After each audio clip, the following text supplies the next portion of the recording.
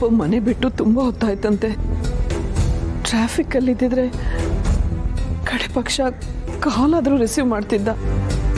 ಅದಕ್ಕೆ ನೀವು ಗಾಬರಿ ಆಗಿದ್ದೀರಾ? ನೀವು ಗಾಬರಿ ಆಗಬೇಡಿ.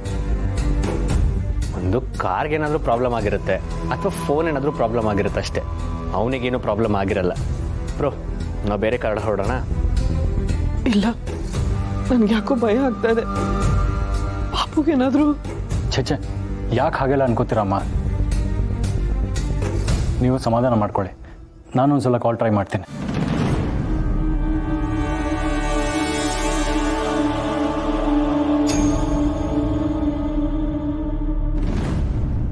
ಕಾಲ್ ರಿಸೀವ್ ಮಾಡ್ದೆ.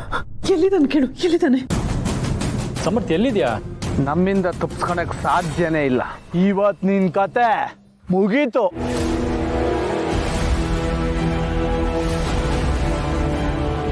ನೋಡಿ, ನೀವ್ಯಾರು ಅಂತ ನನಗೆ ಗೊತ್ತಿಲ್ಲ. ನನ್ನ ಮೇಲೆ ಅಟ್ಯಾಕ್ ಮಾಡಿದ್ದೀರಾ. ನನ್ನನ್ನು ನೋಡಿದ್ರೆ ನಿಮ್ಗೇನು ಸಿಗುತ್ತೆ? ಸಮರ್ಥ್ ಎಲ್ಲಿದ್ಯಾ ನೀನು? ಯಾರ ಜೊತೆ ಮಾತಾಡ್ತಿದ್ಯಾ? ಓಹ್, ಕೋಳಿನ ಕೇಳಿ ಖಾರ ಅರಿಬೇಕಾ? ನಿನ್ನನ್ನು ಕೇಳಿ ಆಮೇಲೆ ಹೊಡಿಬೇಕಾ? ನೋಡಿ, ನನ್ನನ್ನು ಹೊಡೆಯೋದು ಅಷ್ಟು ಸುಲಭ ಅನ್ಕೋಬೇಡಿ.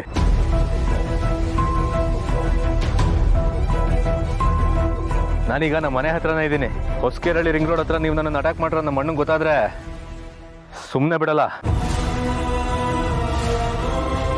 ಪೂರ್ಣಿ, ನೀನು ಅಮ್ಮನ ಹತ್ರ ಇರು. ಅಮ್ಮ, ನೀವು ಹೆದರ್ಬೇಡಿ. ಸಮರ್ಥ್ಗೆ ಏನೂ ಆಗಲ್ಲ. ಈ ವಿಷಯ ನಮ್ಗೆ ಗೊತ್ತಾಗಬೇಕಂತಾನೆ ಸಮರ್ಥ್ ಕಾಲ್ ರಿಸೀವ್ ಮಾಡಿದ್ದಾನೆ. ನಾವು ಹೋಗಿ ಬರ್ತೀವಿ.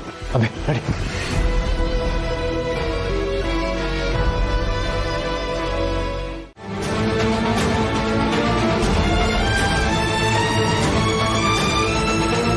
ಹಲೋ ಸರ್, ಇಟ್ಕೆ ಗೂಡಿದ್ದೀನಿ.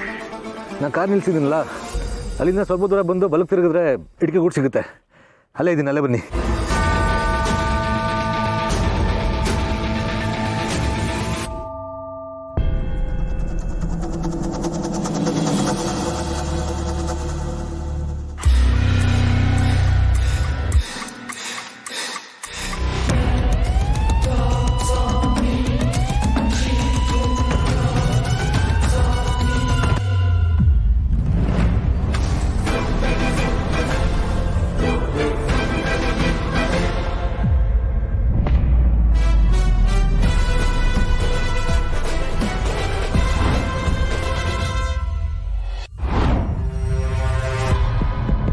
ಏನು ತಪ್ಪಿಸ್ಕೊಂಡು ಹೋಗಕ್ ನೋಡ್ತಾ ಇದ್ಯಾ?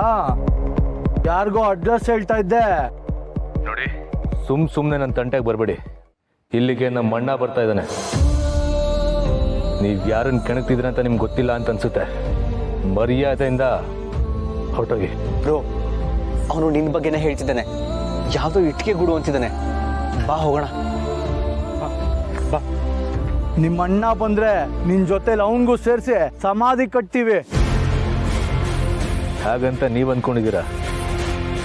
ಕಾಪಾಡೋ ಹೃದಯರವ್ರನ್ನ ಕೊಲ್ಲದ ಸುಲಭ ಅಲ್ಲ. ಮೊದಲು ನಿನ್ನ ಕೊಂದು ಆಮೇಲೆ ಅವನು ಕೊಳ್ಳೋದೆ. ಎಷ್ಟು ಧೈರ್ಯವಾಗಿ ನನ್ನ ಎದುರು ನಿಂತು ಮಾತಾಡಿದ್ದೆ ಅಲ್ವಾ? ಈಗ ಗೊತ್ತಾಯ್ತಾ ಶಾರ್ವರಿ ಏನು ಮಾಡ್ಬೋದು ಅಂತ? ನಿನ್ನ ಧೈರ್ಯ ನೋಡಿ ಒಂದು ಕ್ಷಣ ನಾನೇ ಭಯ ಪಟ್ಟಿದ್ದೆ. ಆದರೆ ಈಗ ನಿನ್ನ ಭಯ ನೋಡೋಕ್ಕೆ ಒಂಥರ ಚೆನ್ನಾಗಿದೆ. ಹಿಡ್ಕೊಳ್ಳ.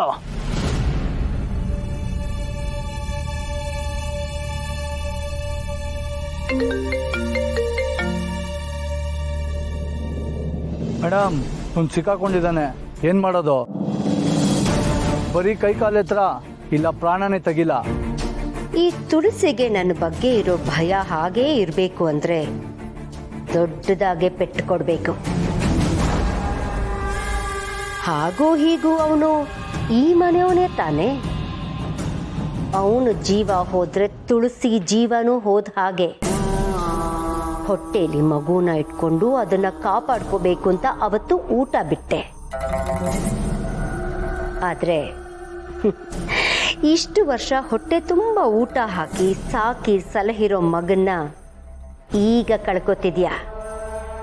ನನ್ನನ್ನು ಎದುರಾಕೊಂಡ್ರೆ ಏನಾಗುತ್ತೆ ಅನ್ನೋದು ಈಗ ನಿನಗೆ ಗೊತ್ತಾಗಬೇಕು. ಏನ್ ಹಾಗಂದ್ರೆ? ಅಲ್ಲ ಕಣಮ್ಮ, ಒಂದ್ ವೇಳೆ ನೀನ್ ಫೋನ್ ಮಾಡಿದಾಗ ಅವ್ನ್ ಫೋನ್ ರಿಸೀವ್ ಮಾಡಕ್ ಆಗ್ಲಿಲ್ಲ, ಏನೋ ಬಹಳ ತುರ್ತು ಕೆಲಸದಲ್ಲಿದ್ದಾನೆ ಅಂತಾನೆ ಇಟ್ಕೊಳ್ಳೋಣ. ಆಗ್ಲಿಲ್ವಾ, ಏನೋ ಸಿಕ್ಕಾಪಟ್ಟೆ ತಲೆ ಹೋಗೋ ಕೆಲಸ ಇದ್ರು ಪಕ್ಕದಲ್ಲಿರೋರ ಹತ್ರ ಹೇಳಿ ಫೋನ್ ಮಾಡಿಸಿ ಮಾತಾಡಿಸ್ಬೋದಾಗಿತ್ತಲ್ವಾ? ಏನ್ ನಿಮ್ಮ ಮಾತಿನ ಅರ್ಥ? ಅಂದ್ರೆ ಈಗ ಪಾಪ ಸಮರ್ಥ ಫೋನ್ ರಿಸೀವ್ ಮಾಡೋ ಪರಿಸ್ಥಿತಿಲಿ ಇದಾನೋ ಇಲ್ವೋ? ಬೆಳಿಗ್ಗೆ ಬೇರೆ ಕುಂಕುಮ ಚೆಲ್ ಹೋಯ್ತು ಅಂತ ಹೇಳ್ತಾ ಇದ್ದೆ. ಅಪಶಕುನದ ಮೇಲೆ ಅಪಶಕುನ. ಮಾವ ಬಾಯಿ ಮುಚ್ತೀರಾ? ಸಿರಿ ಈಗಾಗ್ಲೇ ಹೆದರ್ಕೊಂಡಿದ್ದಾಳೆ. ನೀವು ಬಾಯಿ ಬಂದಂಗ್ ಮಾತಾಡಿ ಇನ್ನೂ ಅವಳನ್ನ ಹೆದರ್ಸ್ಬೇಡಿ. ಅಯ್ಯ, ಎದುರಿಸ್ತಿಲ್ಲ ಕಣಮ್ಮ, ನಮ್ಮ ನಂಬಿಕೆ ಹೀಗೆ ಅಂತ ಹೇಳ್ತಾ ಇದ್ದೀನಿ. ಆಗಿನ ಕಾಲದಲ್ಲಿ ಸಾವಿತ್ರಿ ಯಮನ್ ಜೊತೆ ಹೋರಾಡಿ ಗಂಡನ ಆಯಸ್ಸನ್ನ ವೃದ್ಧಿ ಮಾಡಿಸ್ಕೊಂಡ್ರು. ಈಗ ಇವಳು ದೇವ್ರ ಮುಂದೆ ಕೂತ್ಕೊಂಡು ಸೆರಗೊಡ್ಡಿ ಬೇಡ್ಕೊಂಡ್ರೆ ಇವನು ಹಿಂತಿರುಗಿ ಬಂದ್ರು ಬರ್ಬೋದೇನೋ.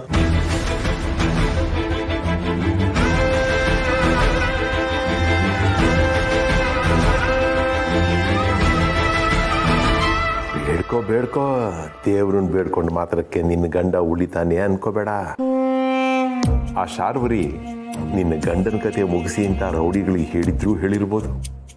ಇಷ್ಟೊತ್ತಿಗೆ ಅವನು ಸತ್ತಿರೋ ಸುದ್ದಿ ನಿಮಗೆ ಬರಬೇಕಾಗಿತ್ತಲ್ಲ. ಪಾಪ ಅವನ ಬಾಡಿ ಎಲ್ಲೋ ಬಿದ್ದಿರತ್ತೆ. ಅಕ್ಕಪಕ್ಕದಲ್ಲಿರೋರು ಯಾರಾದರೂ ಫೋನ್ ರಿಸೀವ್ ಮಾಡಿ ಹೇಳ್ತಿರ್ತಾರೆ. ತುಳಸಿನೂ ಫೋನ್ ಮಾಡ್ತಿರ್ತಾಳಲ್ಲ, ಅವಳಿಗೆ ಇಷ್ಟರಲ್ಲಿ ವಿಷಯ ಗೊತ್ತಾಗಿರ್ಬೋದು ಅನ್ಸುತ್ತೆ.